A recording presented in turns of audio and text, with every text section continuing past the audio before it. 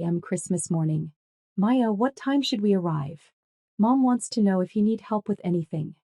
I stared at my phone from my first-class seat on Flight 842 to Honolulu, watching the California coastline disappear below. Help with anything, that was rich. In 15 years they'd never once offered actual help. It started when I was 22, fresh out of college and living in my first apartment. Mom had called 3 weeks before Christmas 2008. Her voice strained with that familiar guilt trip tone I'd learned to recognize. Maya, honey, I just don't have the energy to do Christmas dinner this year. Your father's back surgery, and Jennifer's so busy with her new job. Could you maybe host something small? Just immediate family. Small, turned into 17 people. Just immediate family, included cousins I barely knew and their children. That first Christmas I spent my entire savings on groceries, cooked for 3 days straight, and cleaned my apartment until my hands were raw. Jennifer arrived 2 hours late with store-bought cookies, took selfies with the centerpieces I'd made, and posted them with captions about our family traditions. But the real kicker came during dinner. Uncle Robert raised his glass and toasted Jennifer's amazing hosting skills. When I gently corrected him, Mom shushed me. Don't be petty, Maya. It's Christmas. I should have stopped there. Should have recognized the pattern forming. Instead, I smiled, cleaned up alone while everyone watched football, and somehow found myself agreeing to host New Year's too. 15 years. That's how long it took me to realize I'd become the family's unpaid event coordinator, caterer, decorator, and cleanup crew all rolled into one. Every holiday, every birthday, every anniversary, every graduation party. If it involved more than 3 people, it was automatically assigned to me. Not asked. The system was insidious in its efficiency. Mom would call first, usually around 3 weeks before any event. The conversation always followed the same script. Maya, we need to talk about, insert holiday/celebration here. What about it, Mom? Well, your sister's house is too small and your brother's place is under construction, and Dad and I just don't have the energy anymore. The implication hung there, unspoken but crystal clear. I was the only option. The family savior. The one who didn't have anything better to do anyway. The worst part wasn't even the money. Though I calculated once that I'd spent over $40,000 of my own salary on family events over the years. It wasn't the time, though I'd used every vacation day from my marketing job to shop, prepare, cook, and host. It wasn't even the physical exhaustion, though I'd developed chronic back pain from lifting tables and carrying platters. The worst part was how they'd rewritten history to erase me from it. Jennifer's Instagram was a masterpiece of revisionist documentation. Every family gathering appeared on her feed as Our Beautiful Family Traditions, with carefully cropped photos that made it look like she'd orchestrated everything. She'd post pictures of the dining room table I'd spent hours setting, the flower arrangements I'd made by hand, the elaborate dessert spreads I'd baked from scratch. The captions always referenced we and our family, and so grateful for these moments we create together. But a perfect hostess. Your family is so lucky to have you. Jennifer would heart every single one. Meanwhile, I was in the kitchen washing dishes and wrapping leftovers, invisible as always. My brother Marcus wasn't much better. He'd arrive exactly when dinner was served, eat until he couldn't move, and then disappear to watch sports while I cleaned. His wife Sarah would make a show of offering to help, but somehow always got distracted by one of their kids needing attention. Maya's got this, she'd say with a laugh. She's so organized. Organized. That became my label. Maya's so organized, so capable, so good at this stuff. Never mind that I taught myself event planning through YouTube videos and Pinterest boards. Never mind that I stayed up until 2 a.m. for weeks before every event, stressed to the point of insomnia. Never mind that I'd never had anyone plan so much as a birthday dinner for me. The breaking point should have been Mom's 65th birthday party last spring. She'd requested something simple for maybe 20 people. It turned into a themed celebration for 47 guests, with a custom cake, professional decorations, and a slideshow presentation I'd spent 2 weeks creating. I rented tables, hired a photographer, even arranged for a surprise appearance by her college roommate I'd tracked down through Facebook. The party was perfect. Mom cried happy tears. The photos were magazine-worthy. The entire family told me it was the best party ever. 3 days later, Mom called with criticism. The flowers were a little overdone. The music was too loud. The photographer I'd hired was kind of pushy. She ended the call with, "Next time maybe we should just keep it simple." Next time. There was always going to be a next time. That's when I started seeing Dr. Martinez. I'd been putting off therapy for years, telling myself I was fine, just stressed, just busy.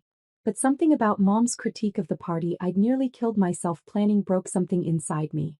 I called the employee assistance program at work and scheduled an appointment. Dr. Martinez was a soft-spoken woman in her 50s who specialized in family dynamics. During our first session, I spent 30 minutes explaining that I wasn't sure why I was there, that my family relationships were mostly good, that I just felt overwhelmed sometimes. She listened without judgment, taking notes in a leather-bound notebook. When I finished my rambling explanation, she asked one simple question. "When was the last time someone in your family did something special for you?" I opened my mouth to answer and realized I couldn't. Not couldn't remember, couldn't think of a single example. My last birthday had been acknowledged with text messages. My promotion at work had earned a "that's nice" from Mom and radio silence from my siblings. When I'd had the flu last winter and missed Christmas shopping, Jennifer had called to ask if I could at least order gifts online for the kids since she didn't know what they wanted. "I see," Dr. Martinez said gently. "Let's talk about that." Over the next 6 months, our sessions became a slow, painful excavation of 15 years of family dynamics I'd convinced myself were normal. Dr. Martinez helped me identify the patterns. The way my family weaponized guilt, how they'd cast me in the role of family servant and then gaslit me into believing it was natural, how they exploited my people-pleasing tendencies while giving nothing in return. The term she used was parentification. How I'd been assigned the emotional and logistical responsibilities of caring for the entire extended family, without any of the authority or appreciation that should come with that role. "It's not uncommon," she explained during one session. "Families often designate one person as the responsible one, and then systematically exploit that person's willingness to sacrifice for the group. The problem is, it becomes so normalized that both the family and the designated person lose sight of how unhealthy the dynamic really is." "But they need me," I protested. "If I don't plan these things, who will?" Dr. Martinez leaned forward slightly. "Maya, has anyone ever asked you what you need?" The question hit like a physical blow. I sat in her office, surrounded by soft lighting and tissues and the faint smell of lavender, and realized that no one in my family had ever once asked me what I needed. What I wanted. What would make me happy. I started planning my escape in September. It wasn't dramatic or emotional. It was methodical, like everything else I'd learned to do well. I opened a savings account at a different bank. I researched flights to Hawaii and found a perfect Christmas week package at a resort in Maui. I submitted my vacation request at work for December 20th through January 3rd. The hardest part was maintaining normal behavior during the October and November family events. I planned Marcus's wife's baby shower in October, pink and gold theme, 30 guests, custom favors she posted all over social media. I organized the family's Thanksgiving gathering in November, 21 people, traditional menu plus accommodations for 3 different dietary restrictions, handmade centerpieces featuring miniature pumpkins I'd carved myself. Both events went perfectly. Both times I smiled and accepted compliments and began mentally packing my suitcase for Hawaii. The December family meeting happened right on schedule. Mom called on December 3rd. "Maya, honey, we need to talk about Christmas." I let her go through the whole familiar script. Jennifer's house was too small. Marcus's place was still dealing with that kitchen renovation. Dad's arthritis was acting up. They were all just so tired from the busy year. "So we were thinking," Mom continued, "maybe you could host Christmas Eve and Christmas Day this year? Jennifer wants to do something special with the kids Christmas morning, so maybe brunch? And then the whole family could come for dinner." 2 days. She wanted me to host Christmas for 2 consecutive days. "Of course, Mom," I said. "I'll take care of everything." I could hear the relief in her voice. "Oh, Maya, you're a lifesaver. What would we do without you?" I was about to find out. The group text went out on December 15th. Christmas schedule. Christmas Eve brunch at Maya's 11 a.m. Christmas Day dinner at Maya's 4 p.m. Can't wait to see everyone. XOXO. I got back 17 responses, all variations of "sounds great," and "thanks Maya," and "see you there." No one asked what I needed them to bring. No one offered to help with shopping or cooking or setup. No one even asked if the timing worked for me. That night, I bought my plane ticket. The morning of December 23rd, I drove to 3 different grocery stores and filled 2 shopping carts with food I'd never eat. I wanted their disappointment to be complete and obvious.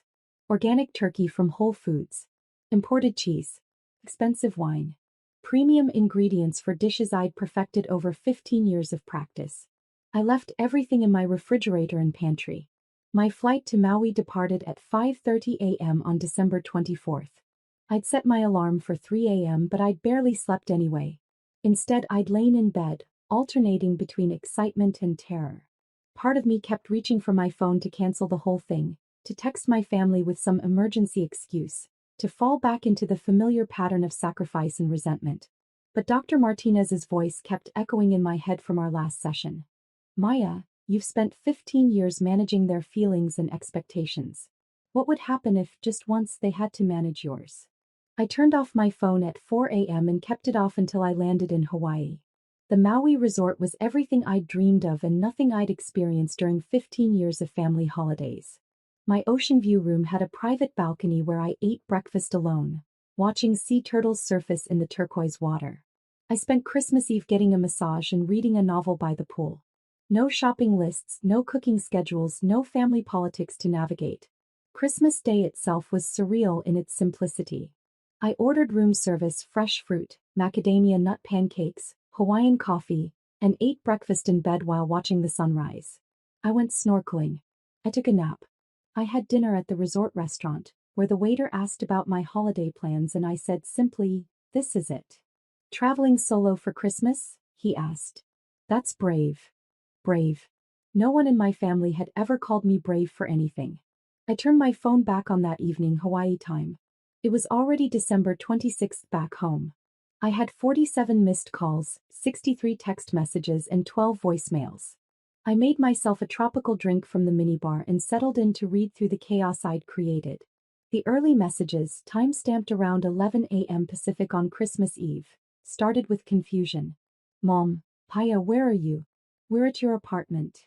"Jennifer, your landlord let us in the building but you're not answering your door."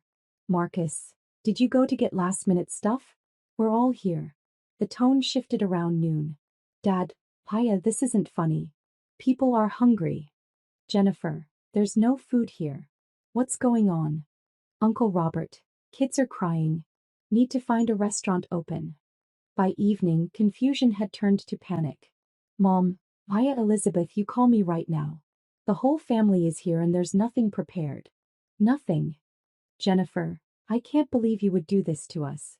To the kids." "Marcus, Mom is having a panic attack. Where the hell are you?"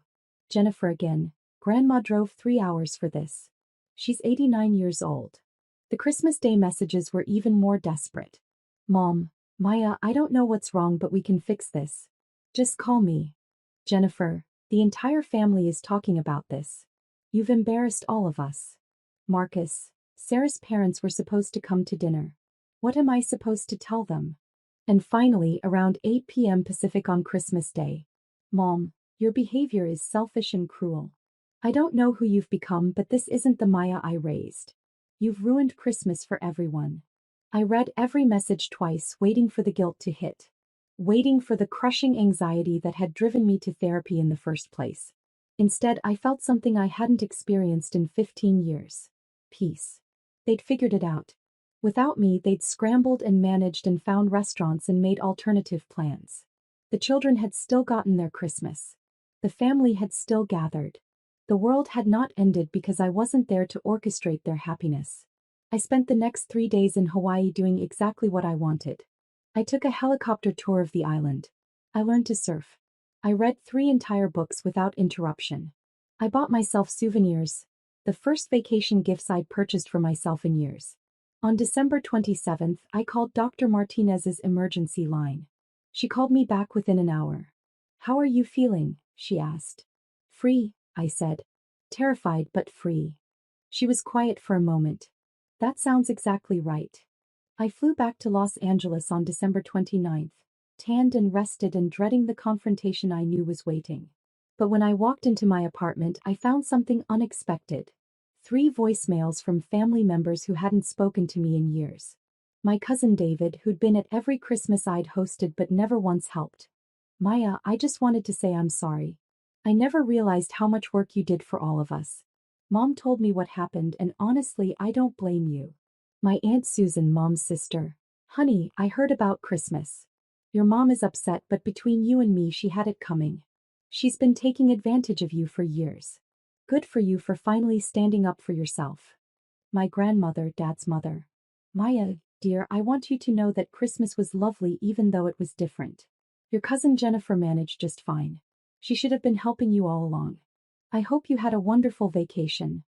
The family fallout was swift and predictable. Jennifer started a group chat without me to discuss Maya's behavior. Marcus called me selfish and dramatic. Mom alternated between guilt trips and silent treatment. But something had shifted in the family dynamic. Without me to automatically assign responsibilities to, they had to actually negotiate among themselves. Jennifer discovered that event planning was harder than it looked.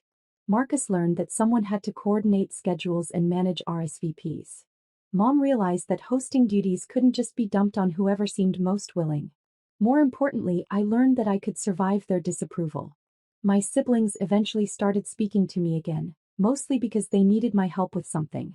But the dynamic had changed.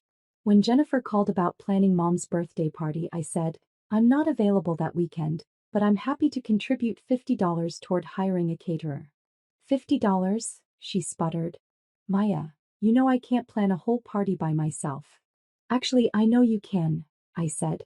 You managed Christmas just fine. When Marcus asked if I could host Easter, I suggested we rotate hosting duties among all the adult children. I'll take Easter next year, I offered. This year, I'm visiting a friend in Portland. The friend in Portland was Dr. Martinez's suggestion. A college roommate I'd lost touch with years ago because I'd been too busy managing my family's social calendar. Reconnecting with her led to other reconnections, other friendships I'd neglected in service of family obligations. By the following Christmas, the family had adapted. Jennifer hosted Christmas Eve at her house, with everyone bringing assigned dishes. Marcus took Christmas Day with catered food split among the siblings. I brought dessert and went home after dinner to watch movies with friends. It wasn't the picture-perfect family Christmas I'd spent 15 years orchestrating.